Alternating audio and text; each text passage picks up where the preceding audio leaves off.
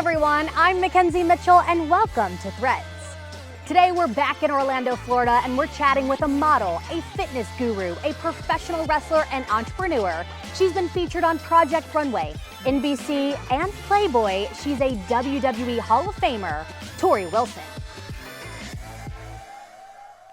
Torrie, thank you so much for being here. I appreciate you being on Threads. This is a dream to have you here. Thanks for having me. Such a great idea for a show. Yeah, so, okay, you're so accomplished. You've done so much in your career. When you look back at all of your looks, what feels, or is there a look that feels most authentic to you? The most authentic, I think, as far as ring gear goes is, short shorts, cute little top, and flared bottoms. I loved the flared bottoms. Okay. I found these really cute, flares, but they were below the knee, and I decided I needed some to cover those ugly knee pads. Mm-hmm. So I started getting some made that went just above the knee pads. And then I had this grand idea to make it look like garters. So eventually I had the straps to hold. Basically, the straps were like, the purpose was to hold those up so they didn't fall Interesting. down. And it's really cool. Now I see everybody using those garters. I know, I was gonna say, so you guys back in the early 2000s were kind of creating these looks. Do you look back now and cringe, or do you go like, this is cool that we did this, we figured it out on our own, and then some of these looks are coming back in today's fashion? It is really cool to see the girls with the garter thing, because I really that definitely was like my thing, right? Mm-hmm. So it's cool because I think back to that time and when I was trying to figure out what to wear, and I was still a little unsure about it, right? I was just this girl trying to figure out how to be cute and feminine in wrestling gear and how to make it sexy at the same time, and it's just kind of cool to see that did evolve. For sure. And it's still being used. There were several different versions of Torrie Wilson throughout the years. Do you have a favorite version of Torrie that felt like you, of who you are as a person? I love all versions. I think they all have something sweet about them. When I first started, it was just all about what can function in the ring and what might look a little flashy. Mm-hmm. And then as time went by and I eventually found someone that would actually sew me some clothes, or I figured out how to sew my own clothes at times, it got a little bit better. When I started adding the rhinestones, I would buy the rhinestones in bulk and just do it all tediously myself. That stuff I love. Wow, and I feel like today sewing is such a lost art, and it means even more that you were doing that by hand back in the day. I don't think people even realize that. No, I mean, I was no Bianca Belair when it comes to sewing, but it was fun to at least try. Totally. When I think about a look that I just love, this right here, I just love bright colors. Mm-hmm. This neon outfit, this was one of the first outfits that I got that had the flared boots. See, still dirty. Oh my goodness. Had these big flares. These are what you were talking about with the flares. And I bought this in hot pink also and repurposed. I wore this a lot. So where did you get your inspiration back in the day? I know you said that you were going and kind of finding and making something out of what you had, but where did you get your inspiration? Because it was a whole new era that you had nothing to really go off of. Yeah, it was really just all about me thinking about, okay, what is going to make an impact in this small ring with all these people around. You want the people in the rafters to see you. What's going to look good on TV with the lights, and then also what can move and make my body look good. And it just, with it being an athletic event, you kind of have to have everything mold your body. You can't wear the flowy, fashion-y stuff. It doesn't really look as good, doesn't move as well. Unfortunately, because we all love to wear chiffon in the middle of the ring. I know. Yes.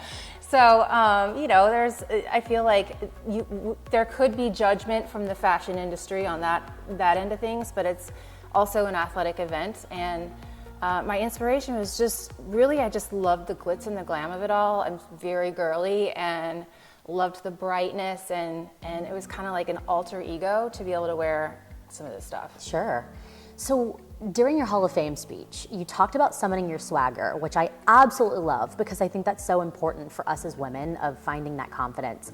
When you were walking out to the ring each time, how did you find that inner confidence to say, I'm here and I'm going to make this presence?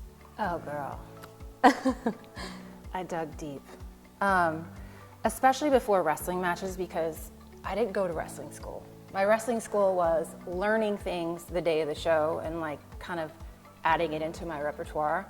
So I didn't feel super confident like some of the girls that have gone to wrestling school for 3 or 4 years right before.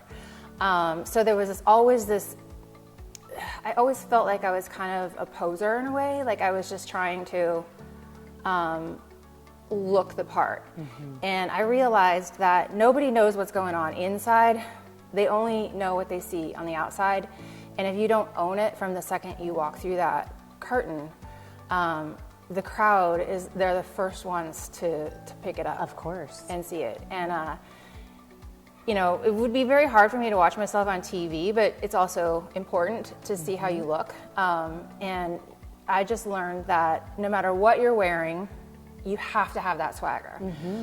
Summoning that swagger for me was not only difficult when I was wrestling, but even more difficult when I was like dancing around in bikinis or... For sure. It would be for anyone. Yeah, and I think there's a misconception that like, because I owned it, that I was super comfortable with it, but I wasn't. Like that was definitely hard. But again, like if you walk through anything in life and look like that thing owns you, you're in trouble. Sure. So let's talk about your Hall of Fame dress. It is red, stunning, by the way. Thank you. So once they told me that they wanted to induct me into the Hall of Fame, I was on a major quest for the perfect dress. I went to Miami, I went to New York, I went to LA looking for the perfect dress. Do I think this was the perfect dress? Absolutely not. No, I could not. You know, when there's a life moment that you just feel like is so special, I don't, nothing can amount to that. The pressure. Yes, yeah. I get that. This finally was like what I decided on.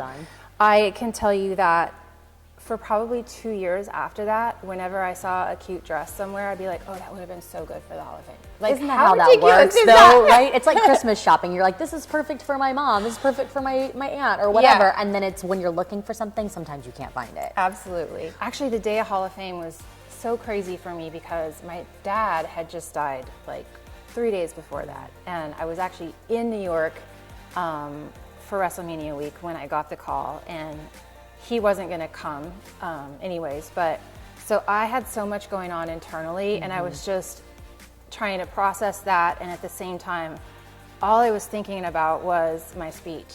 Sure.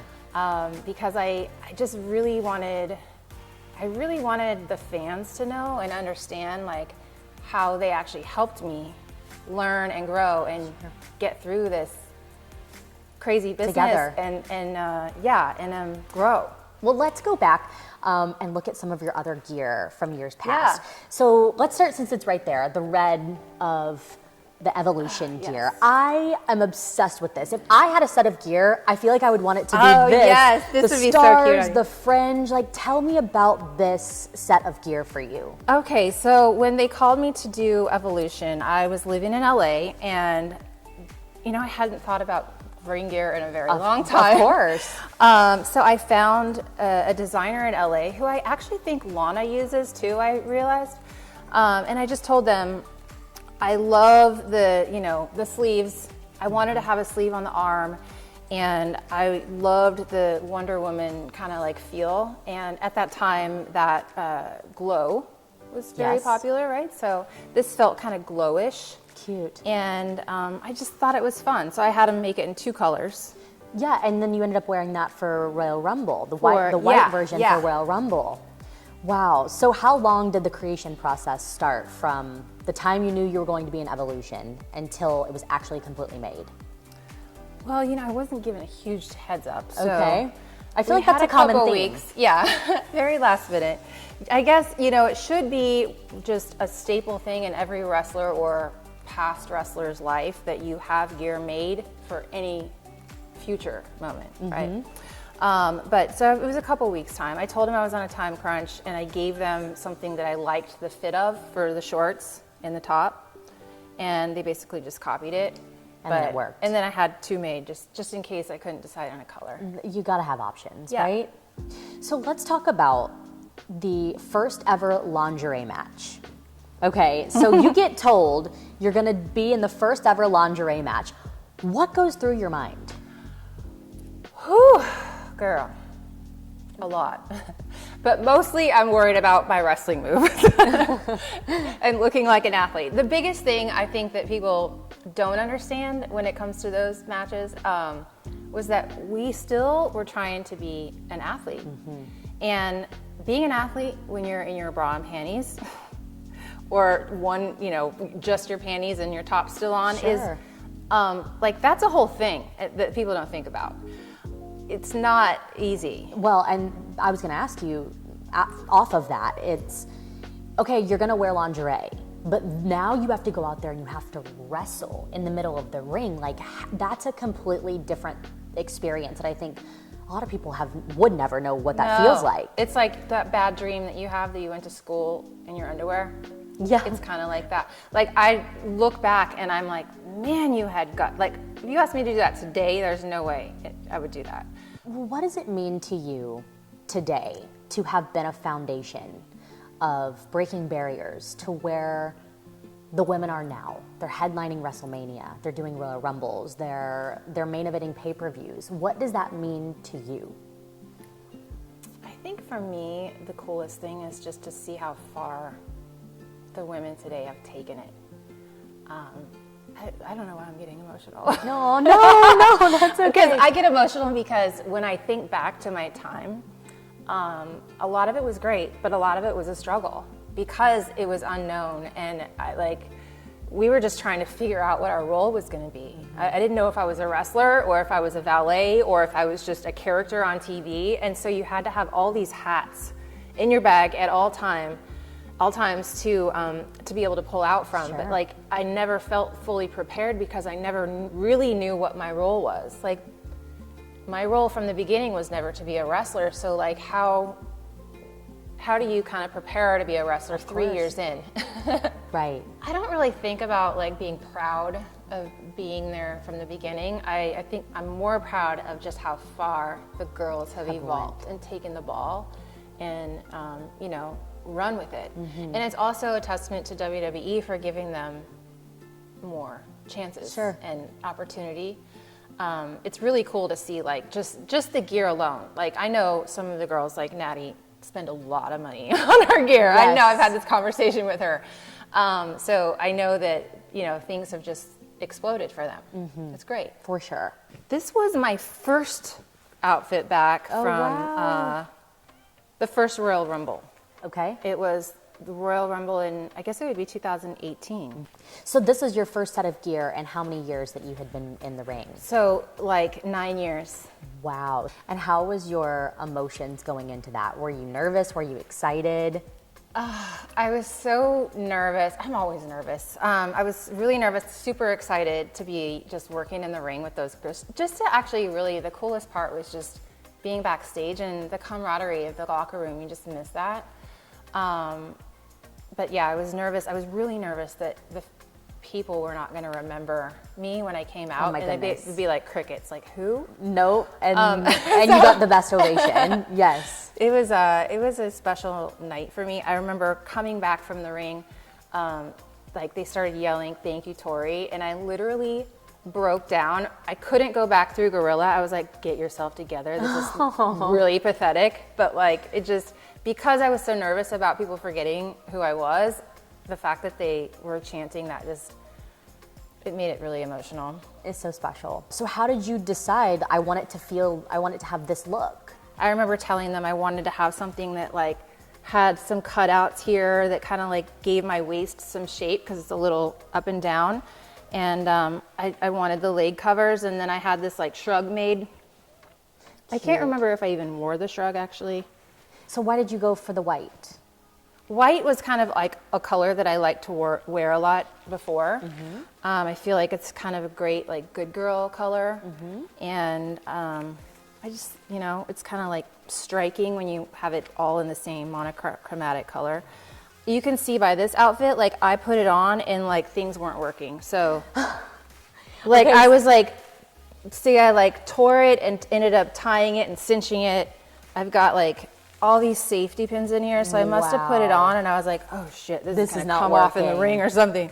Well, Torrie, thank you so much for being here. Thank you. We talked a little bit about the past. What's going on in the future for you? Like, what are you up to now? You know, I'm so curious about a lot of things. I've had multiple businesses since I've left the WWE, and right now, I just feel like this year is my year to have zero pressure on myself and just discover what my next passion is going to be. That's my next great. thing. Sometimes you need that. You need that time. with no guilt. Yes, exactly. Well, thanks again. I appreciate you so much. Thank you.